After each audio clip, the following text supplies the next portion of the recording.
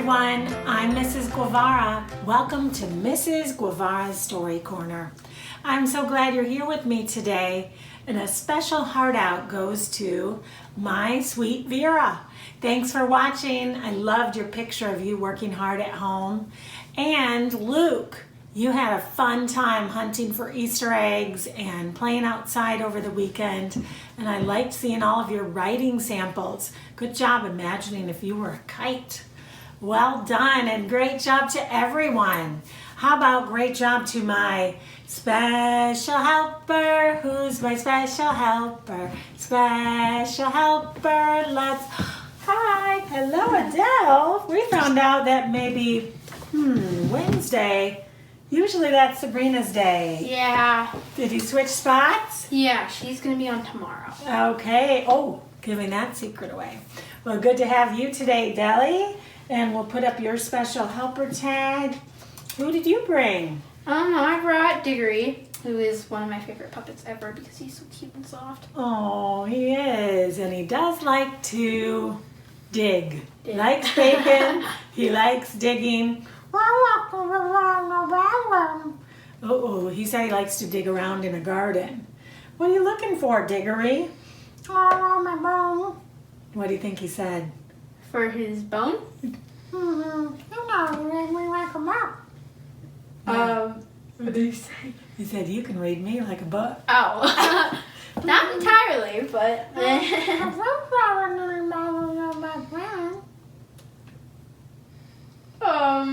What do you think he said? Something about a friend? My friend. Do you want to be his best friend? Yeah. Well, he would like to be yours too. If you just go outside and let him run around and dig for bones, maybe play a little fetch. Give me some bacon. Give me some bacon? Okay. And you'll be bestie best friends. Well, speaking of gardens, Digory and Adele, that's what we've been talking a lot about yesterday. And thinking about plants, I showed them my kindergarten. That was pretty special. So today, I wanted to introduce them to two plant friends. Well, I don't know if they're going to be your best friends, but we do want to get to meet them. Should we meet them? All right, Digory, you sit right here and get to know the plant friends. Who do we have? Claude. Here's Claude. And this is Lucy. Lucille, yes. Yeah, Lucille, sorry. Okay, well, looking at these plants, do you notice some things about them that are very similar? They both have green on them. Okay. And anything else that's similar? They both... How about how they, are they inside of pots? Oh, well, yeah. Okay. Is there one that's maybe bigger or heavier than the other? This one's bigger. Yes. And what about the texture? Can you feel the leaf on this one? It's kind of rough. Okay. What about this one? It's kind of like almost soft. Smooth. And what about looking at them really carefully? If I would water this plant, would it keep growing and growing and growing? No, I think this is a fake plant. Oh, not living, you mean? Yeah, not living. Not living. But what if I water this little one? Do you think will it grow and grow and grow? I think it will grow, and you're going to have to get a new pot. Probably, because this one, Claude, is living. And if we gave Claude everything that plants need, he will. He will grow and grow and grow. But Lucille, just because she's very cute and white and has flowers, different from Claude, this is as big and as green as she is going to get because she's not living. This is called a silk plant. This silk plant can sit here all day, and that is how she will be. But a growing thing, a living thing, has what we call basic needs. And plants also have important parts. In fact, we'll be looking at our chart in a little bit after we read our story. Our story has some living and non-living plants in it too. And we'll set these guys over here again. Go on over there. Lucille, you're pretty, but you're not living.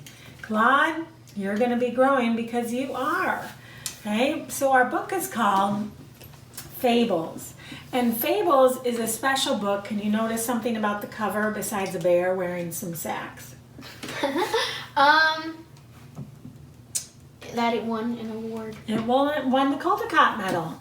My class always loves to look and see, did it win a medal? Because it means that the illustrations help tell the picture, tell the story almost as much as the words do. When you win that special Caldecott Medal, they give one out to books every year.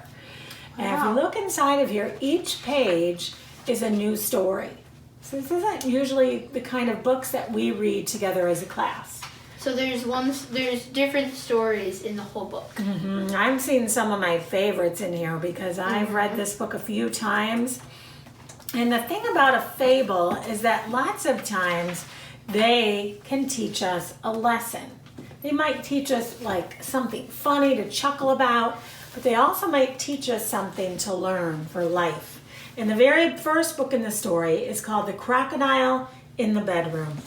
All these fables have animals helping us learn the lesson. It's a short story. It is. This is just a real short story. Mm-hmm. So will you help us get started with a crocodile became increasingly fond of the wallpaper in his bedroom. Read that next sentence. He stared at it for hours and hours. Just look at all those neat and tidy rows of flowers and leaves, said the crocodile. They are like soldiers. There is not a single one that is out of place. Looks like a garden, doesn't it? Yeah. But it's really what? It's really just a wallpaper. Mm-hmm. Just a wall. What did his wife say? My dear, said the crocodile's wife, you are spending too much time in bed.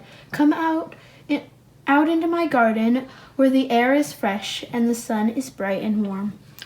Well, if you insist, just for a few minutes, said the crocodile. He put on a pair of dark glasses to protect his eyes from the glare and went outside. Have you ever done that where you've been in a dark room and all of a sudden you step outside and it kind of hurts your eyes? Yeah, so I have to go in and get sunglasses. Yes, that's what the crocodile had to do. Mrs. Crocodile was proud of her garden. Do you see her working out there? It's a pretty garden. Okay, read her story about the hollyhocks. Look, sorry. Look at the hollyhocks and the marigolds, she said.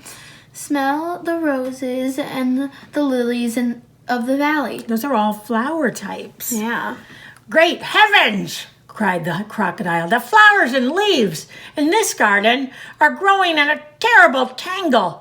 They are all scattered. They are messy and entwined. The crocodile rushed back to his bedroom in a state of great distress.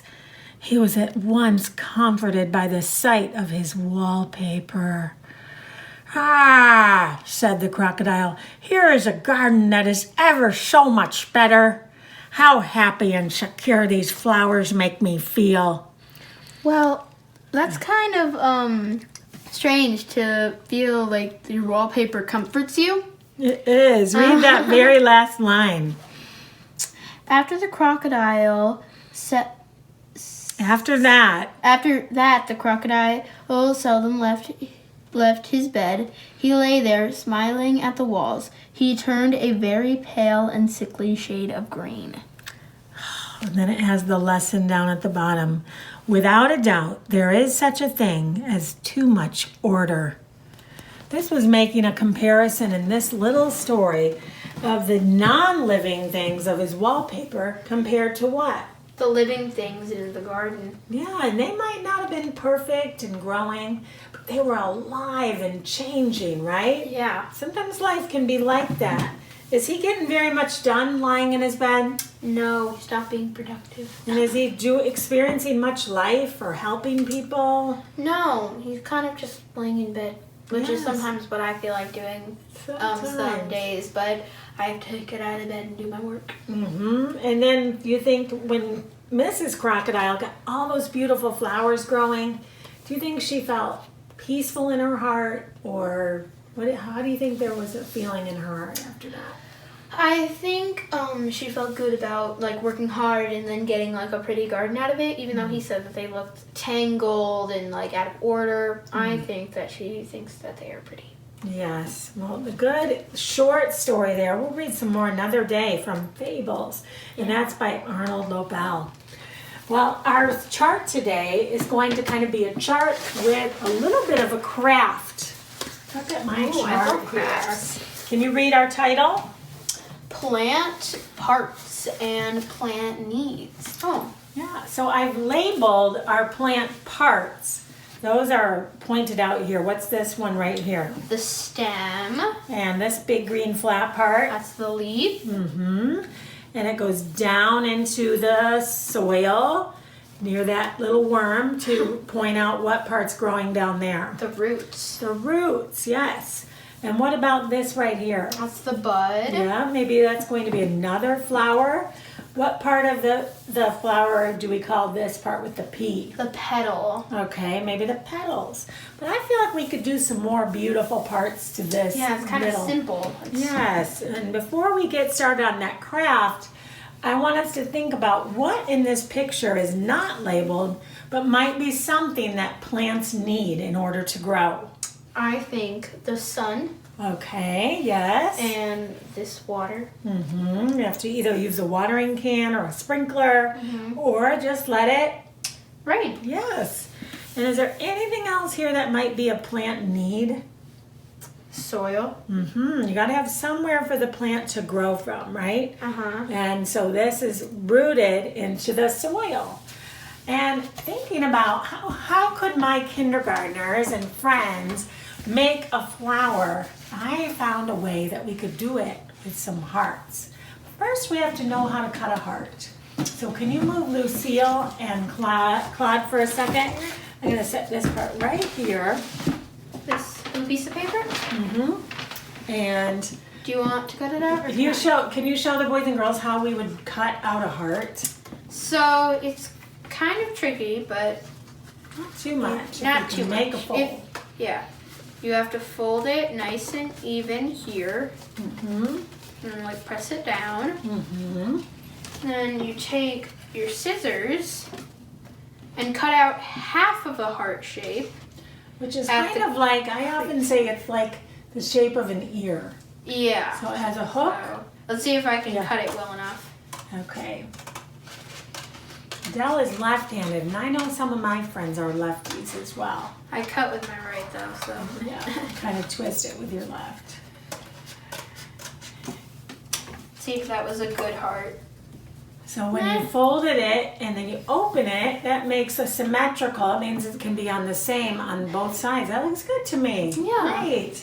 Well, I pre-cut some of our hearts, and I Good. made 3 different sizes, starting with these pink that are kind of large size. Okay. How about you hold the paper Okay. and hand me the glue, please. And I'll show friends how we could maybe use our paper. I didn't find a lot of colorful paper in our house right now, so I just ended up using some old gift bags and cutting them up because I liked the colors that they were. And Creative. I'm pointing, thank you. I'm pointing their pointy parts into the middle to meet. They kind of look like petals. I never realized that. And then putting them inside of that pink. Trying to think that what if this time of our lives, it's nice to be able to send something to grandma or to a friend who maybe would like to get some mail, even to a teacher. Maybe I could give you my address and you guys could send me something pretty. But if it's too bumpy, it doesn't send very well. So you have to make sure it could be a craft that looks good and goes on a card and also could be flat. And that's what a heart flower can be. It still is gonna look pretty. See how I put 5 in a row around? Can you give me the next size, please? That is the plaid. This is my favorite paper. I know, I found this again on an old gift bag that I was using to wrap a present. And I just cut that part up. So if we did a little bit of plaid, You're And putting it over that heart. Yeah, so it's a kind of like a cake layer flower. Can you give me the last color, the light blue, please? Okay. I'm just going to do this little part here and glue on our last color. And after I would finish our whole cake layer, you could see where in the middle we would still want to put the part where the pollen is of a flower. I think I have that right here. Yes. I just cut out kind of a white cloud shape and then put more of the pink in that middle. And that is kind of just a sample. I'm not completed. Obviously, I still have to do the layers on the other parts. But when it's all done, it's going to have some different colors, a different pattern, and be kind of springy and happy. Maybe if I made another one like this, I could make it on a card for my mom or someone in our life that would love to get a happy flower card. And that is our craft and our chart today for what plants need. 2 in 1. Yes, for sure. Well, thank you everyone for joining us today on Mrs. Guevara's Story Corner and talking about the kindergarten, living or non-living things. Thanks for joining us, Adele and Digory. He always still wants to be best friends with all of you.